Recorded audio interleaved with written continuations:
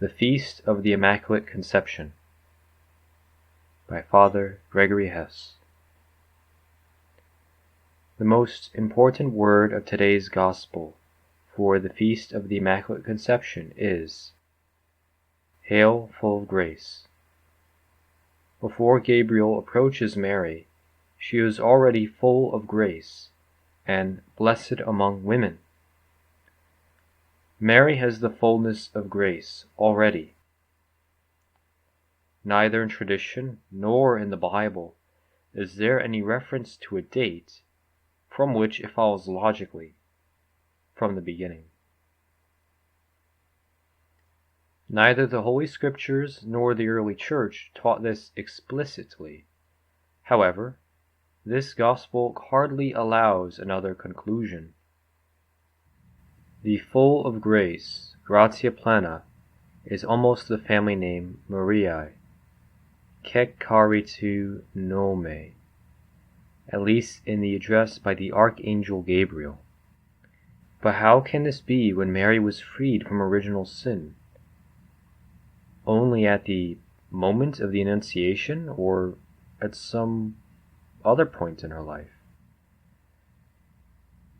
Mary's pardon can only be perfect if she has never been anything other than perfect. Otherwise, there would be hardly any difference between her and the confessed and communicated sinner who has just reached a moment of sanctity with a rosary before the Blessed Sacrament and genuine fidelity of heart, in which, if he died, he would go to heaven without purgatory. This cannot be the meaning of the word kekaritu nome.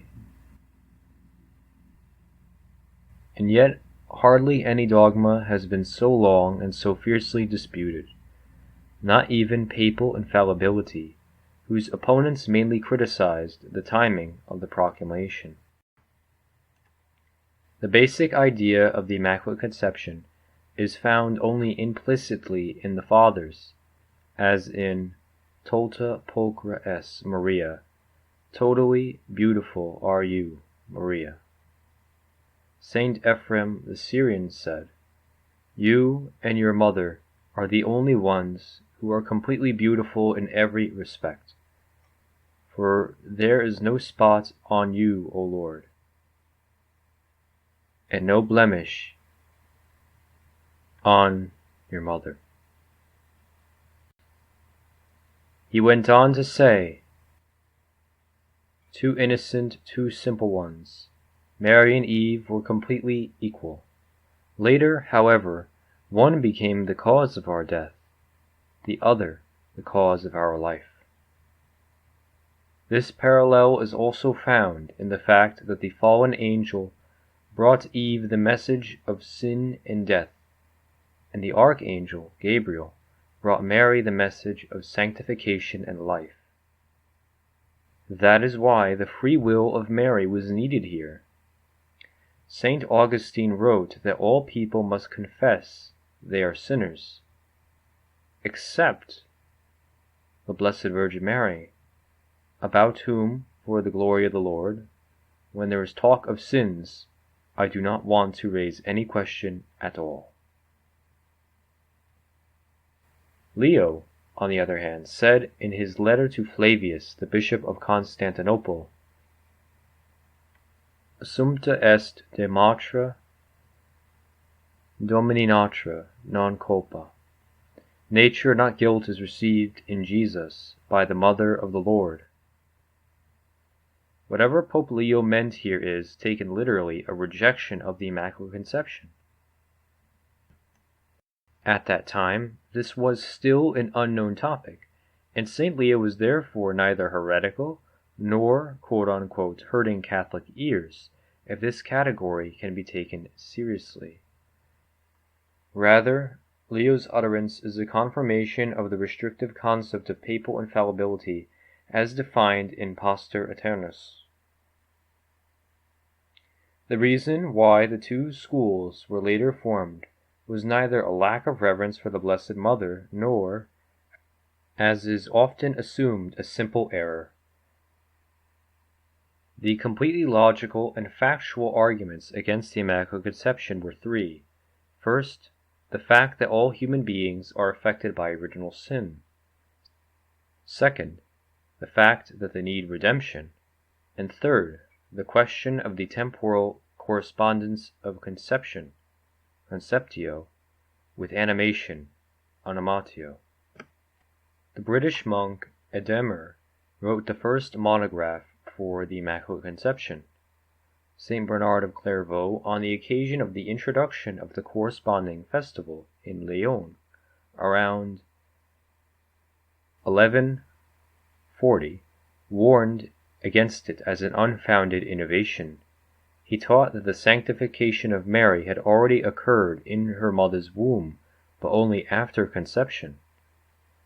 The argument of the unfounded innovation points to a healthy understanding of tradition, but at the same time shows a certain narrow-mindedness, because, according to this one, would have to delete a dozen of dogmatic definitions of the last centuries. The fact that tradition was not, but is, completed with the death of the last apostle, John, does not mean the end of attempts to grasp it in its depth. As Chesterton rightly said, dogma is not the end of reflection, but the beginning. The argument of temporal shift, however, is actually not solved until today. As far as we can understand the authors, neither Bernhard, nor Peter Lombardus, nor Bonaventure, nor Albertus Magnus were in principle against the Immaculate Conception. Thomas Aquinas' question alone shows that he was not wrong on this point. Summa Theologiae, utrum beatia Virgo sanctificate fuerit ante animationem. Whether the Blessed Virgin had been sanctified before her animation. Only the rational creature can be freed from original sin, so Mary could not receive grace before her animation. Secondly, every human being must be redeemed, and before the bliss one does not receive original sin, so it must have happened afterwards. Part 3, Question 27, Article 2, 0.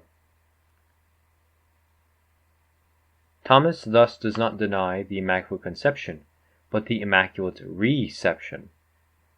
Until today, the solution of the question of the actual animation is not necessarily equal to the cell division of conception, although the dogma seems to clearly point to it.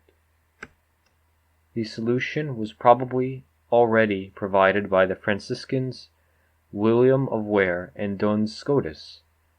Animation must precede sanctification, not temporarily, but only conceptually in the order of nature, as is so often the case. Oh, so terrible. New expression was needed to prepare the solution of the theological problem.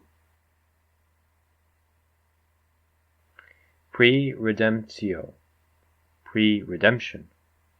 As Duns Scotus says, this is the most noble way of salvation. What is easier, to forgive a debt, or not to let it occur at all?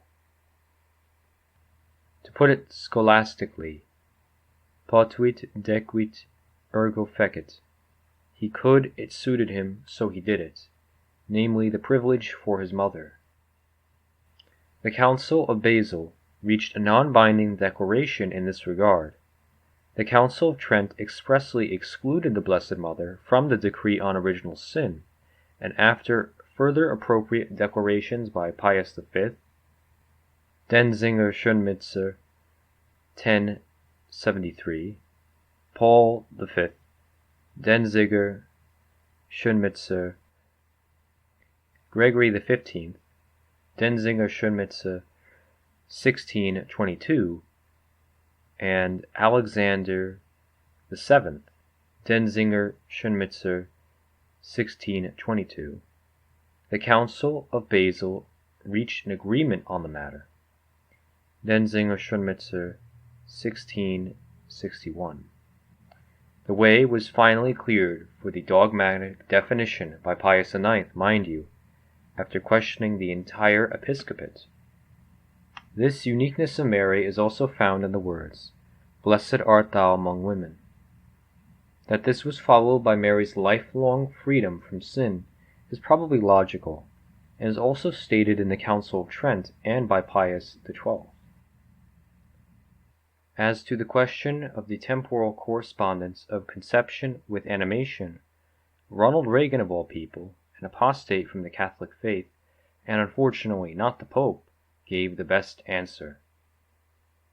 As long as science cannot prove to me that animation takes place after conception, I will be against abortion. An excellent answer to the question that Thomas had not yet solved. Is abortion quote-unquote only a crime or murder?